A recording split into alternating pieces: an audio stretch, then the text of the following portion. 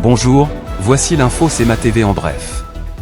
Les Manimontois et la population avoisinante devront revoir à la baisse leurs attentes entourant les festivités de la Fête du Canada, le 1er juillet prochain. En effet, Patrimoine Canada, via son programme d'appui aux événements, célébrations et commémorations, a amputé de 75% son financement au comité organisateur. Les détails de la programmation seront bientôt disponibles. Dès le 3 juin, le programme de cadets de la Sûreté du Québec sera de retour dans la province. Cette année, ce sont plus de 200 étudiants ou diplômés en technique policière qui ont été embauchés dans le cadre du programme, en partenariat avec les municipalités qui les reçoivent. Dans la région, les cadets seront déployés dans la MRC de Montmagny et dans la MRC de Kamouraska. Les policiers de l'Escouade nationale sur la répression du crime organisé ont effectué le 17 mai une arrestation dans le secteur de Lévis. Xavier Thibault, 18 ans, a comparu le 18 mai pour faire face à des accusations en matière de stupéfiants et de bris d'engagement. Il est demeuré détenu en attendant de revenir à la cour le 21 mai. La perquisition qui a eu lieu simultanément a permis la saisie de plus de 4 000 $ en argent canadien, de la cocaïne, de la méthamphétamine et du matériel servant au trafic de stupéfiants.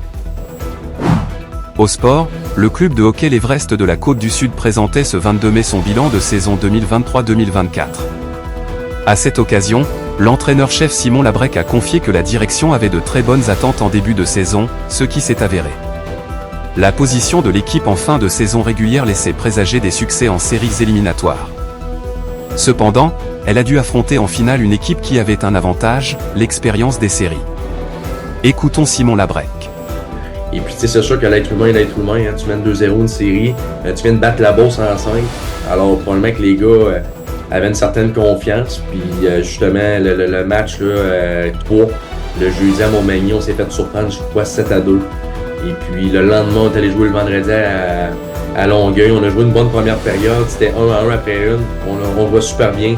Et aussitôt qu'on s'est fait marquer à 2-1, on dit que les gars ont comme lâché un petit peu, puis ça a été difficile de revenir.